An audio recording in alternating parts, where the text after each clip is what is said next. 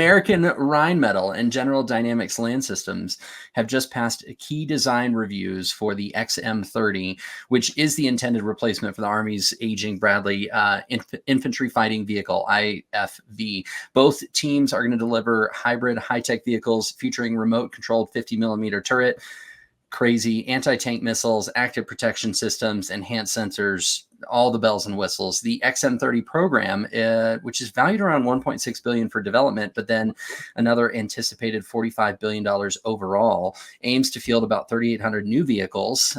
Sounds like they're looking to get into service by 2029, finalizing by 2027.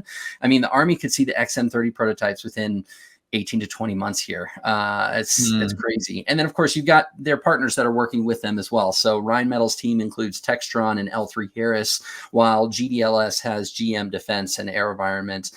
They're going to integrate features like Switchblade. I know we've talked about that on a previous show. Advanced cyber capabilities. There's a lot going into this thing.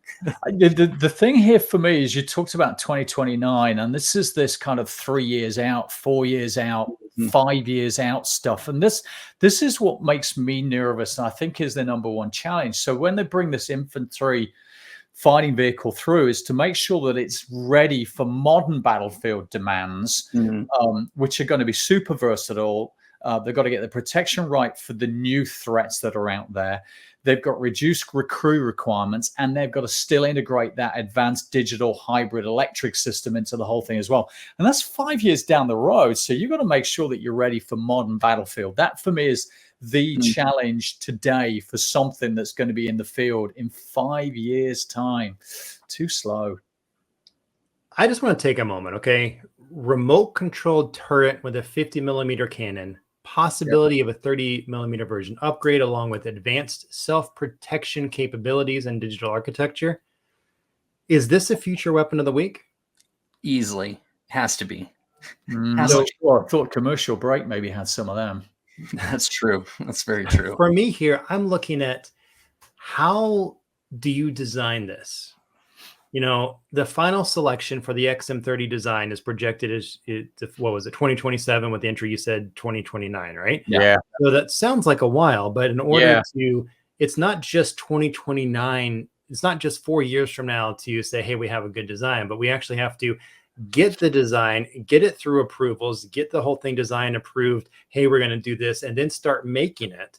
So the only way to do this is going to find digital tools to accelerate the design process, to get rapid feedback from the soldiers at all the stages through this design process. Yeah, again, that sounds like a good solution to the original problem that I detailed, which is to be future-proof, ready for 4 or 5 years down the road.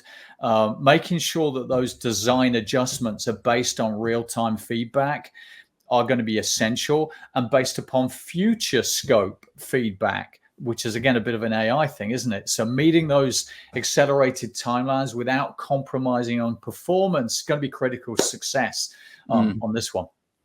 But I think that interactive feedback during design process is the power that we have with a good PLM platform that allows for your interactive feedback, your interactive collaboration with the users.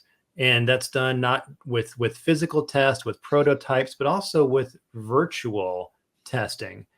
That's going to let you have a cheaper and faster way to get those design adjustments to meet the operational requirements.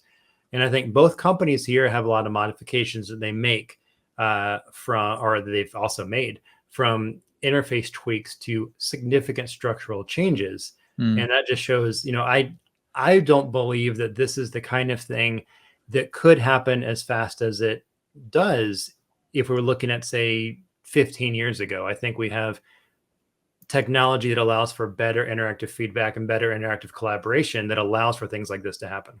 Yeah. Okay. The solution, I'm going to go back to the challenge that you turned into a solution, which is design and change, including digital design tools, making sure you've got that real-time soldier feedback coming in, agile iterations to adapt quickly to changing battlefield requirements. You've got to have model-based design, change management and continuous improvement feedback as part of that D&CM, design and change management solution embedded. And then I would use AI for analytics to help you prioritize and adapt those inbound design modifications. Greg, did you notice that even when he thinks I'm right, Andrew has to phrase it like I'm wrong? Yeah, I did. I truly don't understand what is happening between you two. So I can't tell if you agree or disagree. Who knows? It's too much confusion for me. Anyways, it's all showmanship. It's a staged reality show. I don't know that it is, because we have our arguments off screen too.